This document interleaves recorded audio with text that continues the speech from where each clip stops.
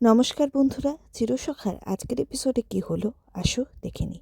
তবে সবার আগে চ্যানেলটাকে সাবস্ক্রাইব করে দিয়ে যাও আর নিচে দেওয়া বেল আইকনটা ক্লিক করো যাতে তোমাদের কাছে রেগুলার আপডেটস চলে যায়।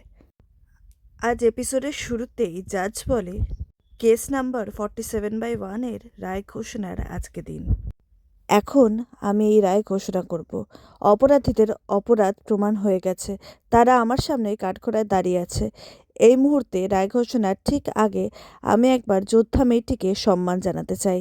পৃথিবীর সমস্ত মেয়েরা তাকে দেখে অনুপ্রাণিত হোক, আমি এটাই চাই। এবার সাজা ঘোষণার পালা। যে 4জন অপরাধী এখানে দাঁড়িয়ে আছে তাদের জেল হেফাজত দেওয়া হলো। জাজমেন্ট শোনার পর পিছনে বসে থাকা ছেলেগুলোর মারা কেঁদে ভাসিয়ে দেয়, তাদের ছেলেদের এই সাজা না দেওয়ার রিকোয়েস্ট করে। কমলিনী বলে, আপনি একজন মেয়ের মায়ের চোখের জলের দাম দিয়েছেন স্যার, আপনি ভালো থাকুন, ভগবান আপনার মঙ্গল করুক। আমি এই আশাই রাখবো যে আপনার জীবনে খুব ভালো হোক। হাততালি দিয়ে ওঠে কোর্টে উপস্থিত মানুষেরা। মিঠি বলে, স্যার আমার কিছু বলার আছে। মিঠি জাজের কাছে আছে। মিঠি বলে, আমি কোনোদিন একটা পিঁপড়েও মারতে পারিনি, আমার কষ্ট হতো, কিন্তু আমি কোনোদিন চাইনি যে আমার জন্য একটা মানুষের ক্ষতি হোক। কিন্তু আমার উপরেই যে জঘন্য অপরাধ হয়েছে, আমার মতো অনেক মেয়েরা যারা সঠিক বিচার পায়নি, আমি সকলের হয়ে তাই এই বিচার, এই রায় আমি গ্রহণ করলাম। সেই সমস্ত মেয়েরা যাদের বিচার হয়নি, যাদের সম্মানহানি হয়েছে, আজকের এই রায়, এই বিচার আমাকে তাদের সাথে এক সেতুতে বেঁধে দিল। আপনি ঈশ্বর, মানুষের জীবনে ঈশ্বর দর্শন হয় না, কিন্তু আমার জীবনে আমি আপনাকে দেখলাম, আমার ঈশ্বর দর্শন হয়ে গেল। সারা জীবন একটা মেয়েকে এই যন্ত্রণা নিয়ে চলতে হয়, সে বিচার পাক না পাক তার মুক্তি নেই, তার মুক্তি হয় না, আমারও মুক্তি হবে না আমি জানি, কিন্তু আজকের এই রায় আমাকে আবার যুদ্ধ করতে সাহায্য করবে, আমার মানসিক ট্রমা ওভারকাম করতে হেল্প করবে, হয়তো পুরোটা নয় কিছুটা হলেও কম করবে। এই ঘৃণ্য মানুষগুলো যারা এক মুহূর্তে অন্যের জীবন তছনছ করে দিতে পারে, এইসব লোকের শাস্তি সমাজে প্রয়োজন। তবুও তো আমার পাশে কৃষাণুর মতো একজন ব্যক্তি আছে, যে স্বেচ্ছায় আমাকে বিয়ে করতে চায়, যার পরিবার এই ঘটনাকে উপেক্ষা করে আমাদেরকে বিবাহিত দেখতে চায়। আমি ব্লেসড, কিন্তু সবাই তো আর আমার মতো ব্লেসড হয় না। তাদেরকে ঘরে মুখ লুকিয়ে শুধু কাঁদতে হয়, আর এই পাষণ্ডরা রাস্তায় বুক ফুলিয়ে ঘুরে বেড়ায়। এই ক্ষেত্রে এদেরকে সংশোধনাগারে থাকতে হবে, সেখানে মুখ লুকিয়ে থাকতে হবে, নিজেদের পরিবার থেকে দূরে, বন্ধুবান্ধবদের থেকে দূরে, অনেক দূরে, সংসারে সমাজে মুখ লুকিয়ে থাকতে পারে। আমি আশা করব কোনো একদিন যখন এরা এই সংশোধনাগার থেকে বেরোবে, একটু হলেও যেন তাদের সংশোধন হয়। আমি আপনার কাছে চিরকৃতজ্ঞ স্যার, আপনি আমাকে সম্মান দিয়েছেন। আপনি দীর্ঘকাল বেঁচে থাকুন, তাহলে আমাদের মতো মেয়েরা সঠিক বিচার পাবে। আবারও হাততালি দিয়ে ওঠে সবাই। জাজ বলে, কোর্টের কাজ আজ এখানেই শেষ হলো। এরপরে মিঠির কাছে এসে মিঠিকে জড়িয়ে ধরে কমলিনী। সবাই তো খুব খুশি। অয়নদীপ বলে, আমি বলেছিলাম দেখলি, তুই তো শিক্ষার জোরে ঠিক জিতে ফিরে আসবি। মিঠি বলে, সবটা তোমার জন্য হয়েছে। অয়নদীপ বলে যে না, আমার জন্য কিচ্ছু হয়নি, সবটা তোর বুদ্ধির জোরে হয়েছে। অয়নদীপ কুর্চিকে বলে যে, কি গো, তো বড় একটা জিত হলে আমাদের কিছু খাওয়া দাওয়া করাও। প্রাঞ্জল বলে, আজকের ট্রিটটা আমার তরফ থেকে। প্রসূন বলে যে হ্যাঁ, অনেকদিন কাকামুনির কাছ থেকে কিছু খাওয়া হয়নি। প্রসূন বলে যে, আমি তোকে খাওয়াবো বললাম নাকি, আমি কৃষাণু আর মিঠির কথা বলছি। কমলিনী বলে যে না, খাওয়াতে হলে কিন্তু সবাইকে খাওয়াতে হবে। প্রাঞ্জল বলে যে আচ্ছা ঠিক আছে, সবাইকেই খাওয়াবো, কিন্তু আগে কৃষাণু আর মিঠি তো বলুক। মিঠি বলে, আজকেই খাওয়াতে হবে। প্রাঞ্জল বলে যে হ্যাঁ, আজকে হলেই তো ভালো। মিঠি বলে যে না, আজকে দিদিন দাদান কেউ নেই, মামিও নেই। প্রাঞ্জল বলে যে আচ্ছা ঠিক আছে, তাহলে যেদিন দিদিন দাদান থাকবে সেদিন না হয় হবে। এরপরে ওই ক্রিমিনালগুলোর মাগুলো আসে, মিঠিকে রিকোয়েস্ট করে তাদের ছেলেকে ক্ষমা করে দেওয়ার জন্য। মিঠি বলে, আপনারা কি ক্ষমা করতে পেরেছেন? সত্যি করে বলুন তো। ওরা বলে যে না, ক্ষমা করতে পারিনি, কিন্তু মা তো কি বলবো, ছেলেটাকে আর ভাত খাইয়ে দিতে পারবো না নিজের হাতে। কৃষাণু বলে, ছোট থেকে যদি ছেলেকে ভালো করে মানুষ করতেন, তাহলে আজ আপনাদের এই দিনটা দেখতে হতো না। খুব তোল্লাই দিয়েছিলেন নিশ্চয়ই, প্রমাণ করতে চেয়েছিলেন যে সবার মধ্যে আপনার ছেলে সেরা হয়েছে, সবার থেকে সেরাই হয়েছে, তবে অপরাধে। আপনাকে আমার এই কথাগুলো বলতে খুব খারাপ লাগছে, আপনি একজন মা, আপনার ছেলের হয়ে আপনি কাঁদবেন না প্লিজ, ওকে শাস্তিটা পেতে দিন, তাহলে অন্তত অন্য মেয়েদের জীবন সুরক্ষিত থাকবে। তাকে সংশোধিত হতে দিন। আজ আপনি আসুন। বর্ষা অভিনন্দন জানায় মিঠিকে। মিঠিও বর্ষাকে থ্যাংক ইউ বলে। এরপরে সবাই কোর্ট থেকে বেরিয়ে যায়। পরের সিনটা অধরা মাধুরীতে। কোয়েলের বাড়ির লোক এসছে, সঙ্গে এসছে কোয়েলও। কোয়েল আসা নিয়ে অনেক কথা ওঠে, কিন্তু কোয়েল বলে এখন তো আসেই, মেয়েরা কথাবার্তার সময় আসে। কুর্চি বলে যে হ্যাঁ, এটা আবার আমাদের সময় হতো না, না আপনারা আসতেন না আমরা এইভাবে বসতাম। এরপরে কুর্চি কমলিনীকে ডাকে এবং সবার সাথে আলাপ পরিচয় হয়। লক্ষ্মী এসে আলাপ করে এবং বলে মিটিল তুই তো এদের নিয়ে এলি। মিটিল বলে যে হ্যাঁ। কুর্চি মিটিলকে বসতে বলে। মিটিল বলে আমার আলাপ করা পর্যন্ত কাজ ছিল। কুর্চি বলে তুই কি এখন চলে যাবি নাকি? কোয়েল মিটিলকে থাকার জন্য রিকোয়েস্ট করে। কোয়েলের মা বলে তুমি একদম বিয়ের পাকা কথা বলার পরে বাড়ি যাবে। মিটিল বলে অতটা থাকতে হবে আমাকে? আচ্ছা ঠিক আছে, তাই হবে।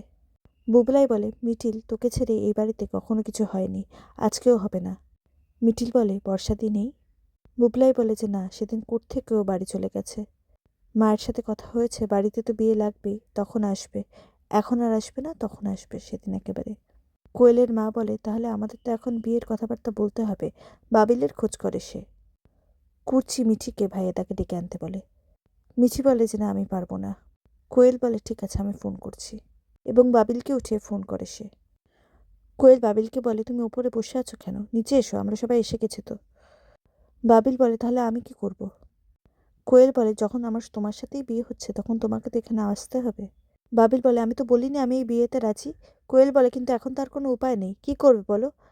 তাছাড়া আমিও তো তোমায় এত তাড়াতাড়ি বিয়ে করতে চাইনি, কিন্তু জিনিসটা যখন ঘটে গেছে তখন তো দুজনকেই ফেস করতে হবে। বাবিল বলে ঠিক আছে আমি আসছি। মিটিল বলে তোমরা কথাবার্তা বলবে, এর মধ্যে আমি কেন থাকবো আমি তো বুঝতে পারছি না। নতুন বলে তুমি বাড়ির বউ না হও, বাড়ির মেয়ে হয়ে থাকবে আজকে। কোয়েলের বাবা বলে তাহলে আমরা কথা শুরু করি। মেয়ের এখন বিয়ে দেওয়ার ইচ্ছে ছিল না আমাদের, কিন্তু এমন একটা ব্যাপার ঘটে গেছে যে বিয়েটা না দিলেই নয়। আমাদের গার্জেনদের কর্তব্য এখন 4 হাত এক করে দেওয়া। নতুন বলে আপনারা বলুন, যে কোনো ডেটে করতে পারেন, আমাদের কোনো আপত্তি নেই। বিয়েটা যখন হবেই তখন যেরকম আপনারা চাইবেন সেভাবেই হবে। কোয়েলের মা বলে শুভ কাজ যত তাড়াতাড়ি হয় ততই ভালো। লক্ষ্মী বলে যে হ্যাঁ, সে কথা আমারও। বড় ঠাম্মি বলে আপনারা জানেন তো বাবিলের সাথে এর আগে মিটিলের বিয়ে হওয়ার কথা ছিল? কোয়েলের মা বলে যে হ্যাঁ জানি। কোয়েলের বাবা বলে যে দেখুন, বিয়েটা তো আমরা নিজেরা ঠিক করিনি, ওরাই ঠিক করেছে, তাই আমাদের কাজ হলো বিয়েটা দিয়ে দেওয়া। বড় ঠাম্মি বলে মেয়ে যদি সুখী না হয় মেয়ে তো আপনাদের কাছেই যাবে, তাই আগে থেকেই আপনাদের এই কথাগুলো জেনে রাখা ভালো।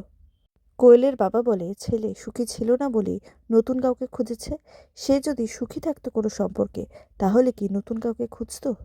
কথাটায় হার্ট হয় মিটিল। বড় ঠাম্মি বলে যে যেই মানুষ প্রথম থেকে দ্বিতীয়বার একজন মানুষকে খুঁজে নিতে পারে, সেই মানুষ যে দ্বিতীয়বার সুখ না পেয়ে তৃতীয় নম্বর মানুষকে খুঁজে নিতে পারে না, তেমনটা তো নয়। দ্বিতীয়বারে সুখী না হলে তৃতীয়বারও খুঁজে নিতে পারবে, সেটা কি ভেবে দেখেছেন আপনারা? কোয়েলের মা বলে আমরা এত কিছু মাথায় নিয়ে আসেনি। মেয়ে যদি বলতো সে বিয়েটা করতে চায় না তাহলে তো আর কোনো কথাই ছিল না, কিন্তু ও তো বাচ্চাটাকে রাখতে চায়। অনেকবার ওর সাথে কথা বলেছে, কিন্তু তারপরে ভাবলাম ও যখন বাচ্চাটাকে রাখতেই চায় তাহলে যার বাচ্চা তখন তার কাছেই তো থাকতে হবে, বাচ্চাটারও তো একটা পরিচয়ের প্রয়োজন।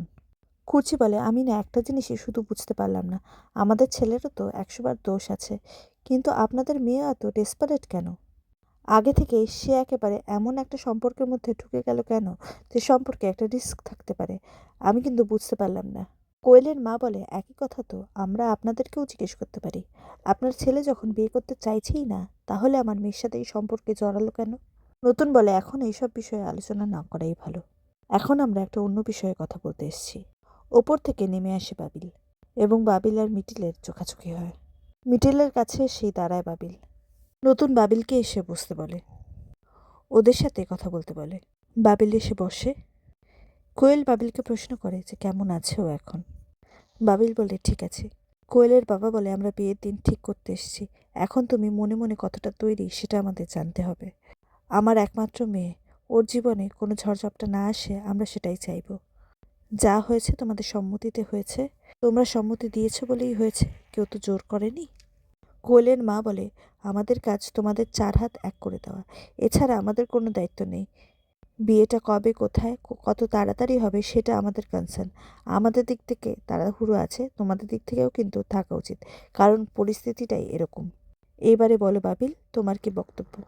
বাবিল বলে, আমার দুটো বক্তব্য। প্রথম, এই যে মিঠিল, তার সাথে আমার বহু বছরের সম্পর্ক। ওকে আমি ভালোবাসি, আজও ভালোবাসি।